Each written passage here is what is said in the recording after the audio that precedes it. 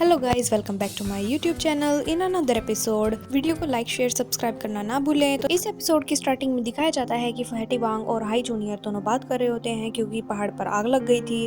Fatty वांग तो बाल्टियों से पानी उठाकर लेके जा रहा था। तभी हाई जूनियर दिखाता है कि वो बाथरूम वाला अपना बाथरूम इकट्ठा करके लेकर जा रहा था। फैटी वांग बोलता है कि तुम इसका क्या कर रहे हो। तभी वहाँ पर क्रिस्टी चैन आ जाती है और बोलती है कि तुम दोनों यहाँ क्या कर रहे हो, जल्दी से पानी लेके जाओ, पहाड़ पर आग बुझानी है। सब बोलते हैं गाँव यहाँ से काफ़ी दूर है और पानी लाने ले जाने में बहुत दिक्कत है, तो इसी वजह से आग बुझाई नहीं जा सकती, हमें सैनिकों का इंतज़ार करना चाहिए। तभी पीछे से एक आवाज़ आती है। तो फाइनली आग बुझ चुकी थी और फैटी वांग बोलता है कि अब मेरा यहाँ से काम ख़त्म हो चुका है, अब मुझे जाके देखना चाहिए। वो अपना नंबर देता है और एक कार्ड भी देता है जो बोलता है कि वूजी तक दे देना, और वो उसे बाय बोलकर वहाँ से चला जाता है। तभी हमें दिखाया जाता है वूजी रूम में बैठा होता है। क्रिस्टी चैन हाई जूनियर को बोलती है कि क्या तुम कहाँ थे इतनी देर से, हम तुम्हारा इंतज़ार कर रहे थे, वूजी तुम्हारा इंतज़ार कर रहा था। वूजी बोलता है तुम दोनों लड़ना बंद करो और घर जाने की तैयारी करो। सभी बातें कर रहे होते हैं। तभी हाई जूनियर पॉकेट से फैटी वांग ने जो लेटर दिया था वो वूजी को दे रहा था। तभी क्रिस्टी चैन बीच में से ले लेती है और पढ़ने लगती है कि इसमें क्या है, और वो बोलती है क्या तुम्हें वो निंग बुरी नहीं लगती।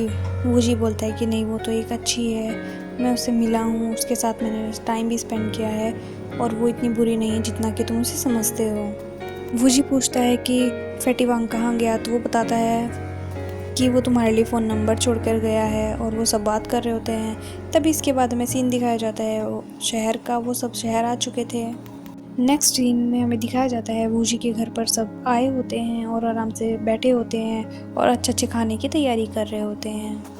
वूजी, क्रिस्टी चैन और हाई जूनियर अच्छे से मज़े लेते हुए खाना खाते हैं और बातें करते हैं। हाई जूनियर वूजी को इस तरह देखकर बोलता है कि तुम किस बारे में सोच रहे हो।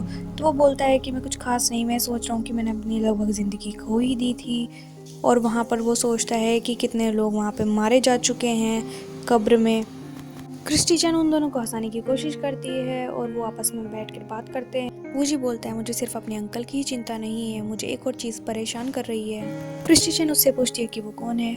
वूजी बोलता है कि वो शाओगा है, और वो शाओगा कहाँ गायब हो गया मुझे कुछ नहीं पता, शायद उससे मैं अगली बार मिलूँ तो मैं उसे अपने जान बचाने के लिए थैंक यू बोल सकता हूँ। क्रिस्टी चैन वूजी को बताती है कि वो तुम्हें अपना दोस्त मानता है, वो तुम्हारी फिक्र भी करता है और वो बहुत पावरफुल भी है, तो तुम्हें उसकी टेंशन लेने की कोई ज़रूरत नहीं है, वो ठीक ही होगा।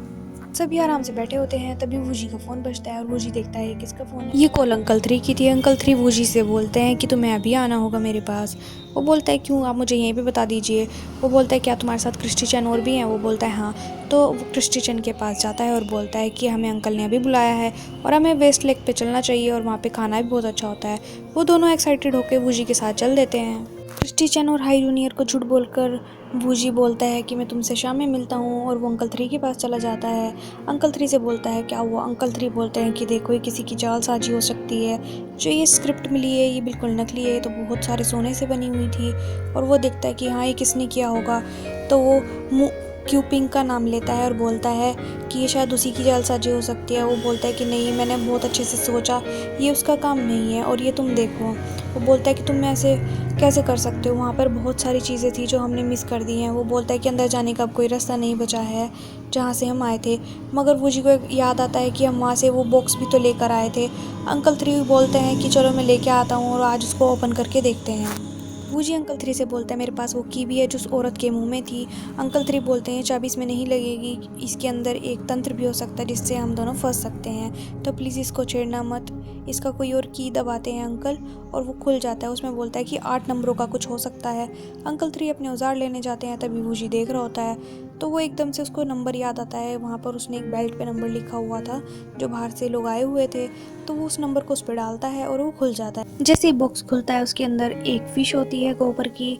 वो उसको देखता है। तभी अंकल 3 अपने इक्विपमेंट्स लेके वूजी के पास आते हैं और बोलते हैं कि वाह इसके अंदर से ये फ़िश निकली है। वो बोलता है कि क्या आपको इसके बारे में कुछ पता है। अंकल 3 बोलते हैं हाँ मुझे थोड़ी बहुत ही नॉलेज है इसके बारे में।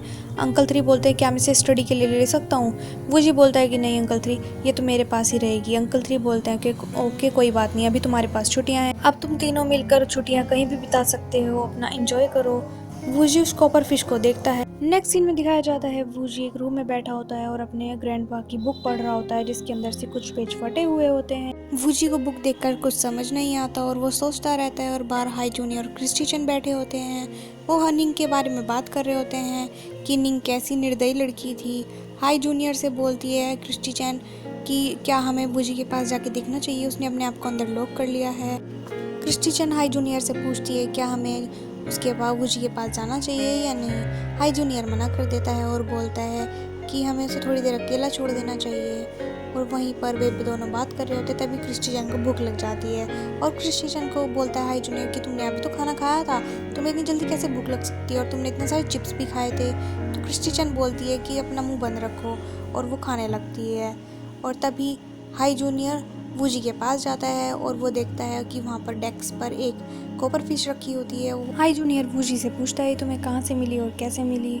वूजी हाई जूनियर को बताता है कि उसे वहाँ से जो बॉक्स मिला था उन्होंने उसको खोला था और उसके अंदर से उसको एक कॉपर फिश मिली है और उसने इसके बारे में ढूंढने की काफ़ी कोशिश की अपने ग्रैंडपा की बुक में, जिसमें से बहुत सारे पेज फटे हुए थे और वो समझ नहीं पा रहा था कि इसके बारे में डिटेल उसको कहाँ से मिली। तभी वहाँ पे क्रिस्टी आती है और बोलती है कि कहाँ से मिला तुम्हें, ये तो बहुत इंपॉर्टेंट है, मैंने इसे अपने आंटी के पास देखा था और वो बोल रही थी इसको पाना लगभग नामुमकिन सा है, ये तुम्हें कहाँ मिला। वो बताता है लूशन राजा के पास से मिला। क्रिस्टी बोलती है क्या तुमने अंकल 3 से बात की। वूजी बोलता है कि अंकल बताना ही नहीं चाहते। क्रिस्टी बोलती है चलो आज मैं तुम्हें लेके चल। वे तीनों अंकल 3 के घर पर जाते हैं और इंतजार करते हैं अंकल 3 का। जैसे अंकल 3 आते हैं और बोलते हैं कि चलो आज अंकल 3 हम आपके साथ खाना खाना चाहते हैं। अंकल 3 समझ जाते हैं कि वे उनसे कुछ पूछने के लिए आए हैं और अंकल 3 बोलते हैं कि बताओ क्या बात है।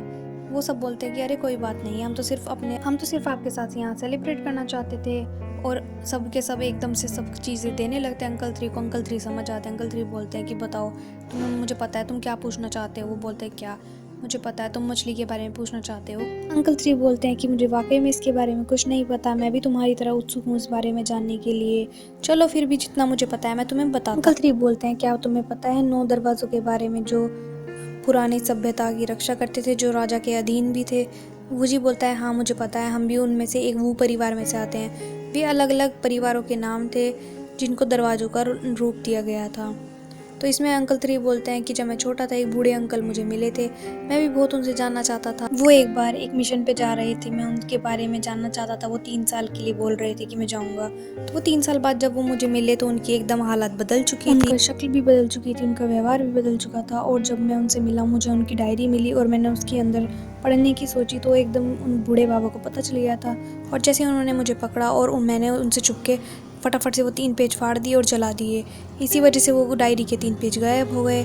और अंकल 3 बताते हैं कि चैंग परिवार भी इसी तरह गायब हो गया था झीलों और पानी में, और वो परिवार को भी इसलिए बीजिंग में आना पड़ा यहाँ पे, वहाँ सब छोड़ छाड़ के। तो वूजी को बोलते हैं कि मुझे पता है कि ये बात अगर कोई जानता है तो वो मिस हुओ हैं जिनको ये सब बारे में पता। क्रिस्टी भी बोलती है हमारे यहाँ भी इस बारे में बात करना मना है।